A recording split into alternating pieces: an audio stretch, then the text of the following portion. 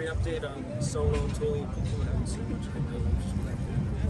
Yeah, we confirmation. He just had a procedure to repair a lower leg injury. He only don't miss the season. He's obviously real disappointed. He was having a great camp, had a great spring, but still gonna have a great chance, I think, to have him back with us again next fall. And knowing him and what he's fought back from would be no surprise to us all to see him do it. And so he got that repaired today, and we'll see him back out here soon. How disappointing is it for just a guy like that who's fought through so much to be here to go down again? Yeah, it's a tough part of our game. I mean, that's every day you come out here, right? You put your body on the line, and you never know when it's going to be. I mean, a guy like him, he leaves it all out there every single play. You have no regrets. He's already got the attitude, and he's going to come back stronger. And so I wouldn't hinge on I wouldn't maybe go too far right now on the disappointment. He's excited and already motivated to get back, and we're going to back him. Outside of Solo, how's the health otherwise with the rest of the team? Better. Yeah, we've improved some here over the last week. We had a pretty physical camp. Other than that, we're pretty clean on anything major, but just some of the normal things that you have coming out of camp. And last week we were able to get some guys healthy, and we're right now probably the healthiest we've been, minus him, since we started fall camp. President Folt mentioned getting a lot of input from coaches about what they wanted from the new AD. What did you share? What are you hoping to get in that position with Jen Cohen, and have you talked to her much yet? Yeah, shared a lot. Just gave her, was able to give some outside perspective on what we'd seen in our past, and obviously some perspective on what we'd seen in our time here at USC. I felt like we were going to be positioned. I know I told you all to get the very best. I mean, this is an elite job, and it's even more than a few years ago. It's so set up for the person coming in here, I think, to do extremely well. And I was fired up. We got some great recommendations about Jen, some people that we all really trust, and I think that definitely meant a lot coming from coaches and administrators across the country. There was a lot of people interested. Not everybody that magically pulled their name we were actually interested in. That's how that goes. But we had some really quality candidates. I think administration made a great decision. We visited some yesterday, and then had a chance to spend some time together in person this morning. She's fantastic. We simply could not have done better.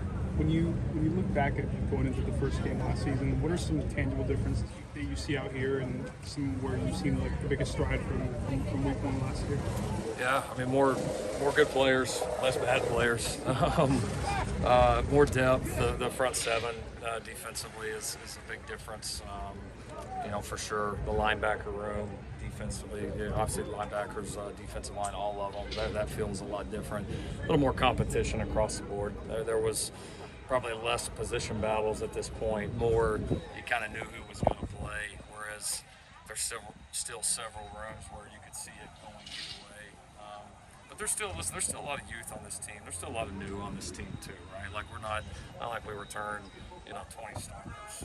So I mean we've got a lot of work to do. We got a lot of growing. We'll have to grow some during these early games, these early weeks. How much clarity do you feel like you have in the secondary?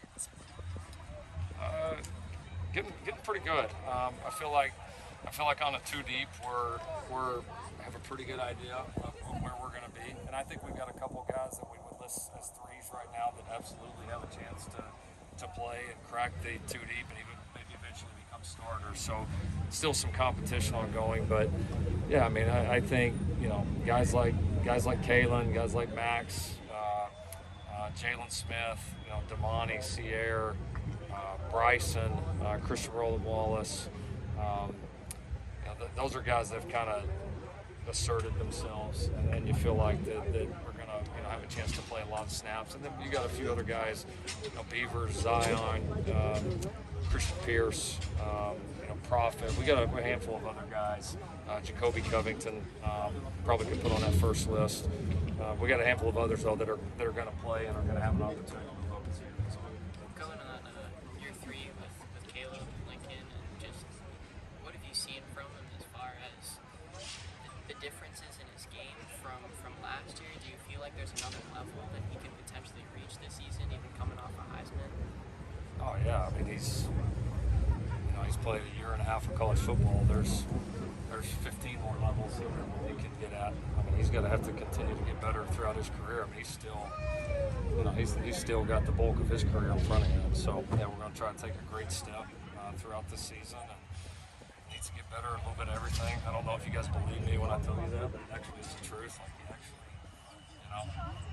he's tremendous. He doesn't walk on water yet. He's got a lot of work to do, and he's the first one to admit that, and that's why, and to see that. And yeah, he's a tremendous player. But there's not any part of his game that you're like, all right, that is at its elite. It can't get any better, right? So we're pushing it on all facets. We're coaching him hard. He's been very responsive, and I do think he's a better player right now than he was. But he's got a different skill set and a whole new set of challenges that are coming up that he's going to have to be ready to work with and respond to.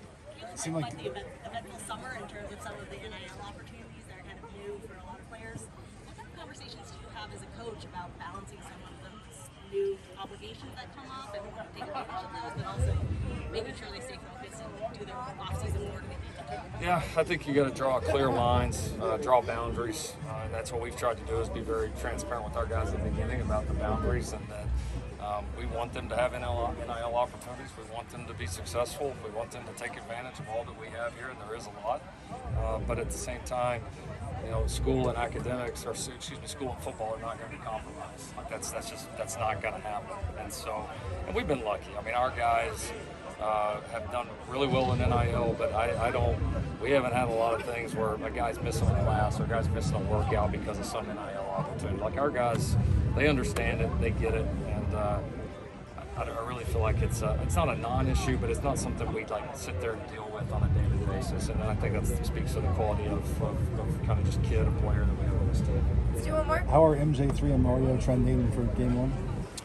Good. Yeah, Mario's looking good. Mike doing well. Probably be a little bit closer on Mike. He had a really good camp, so we'll have an idea probably later in the week. But yeah, Mario's full go, ready to roll. Thank you, Coach Riley. All right, thanks.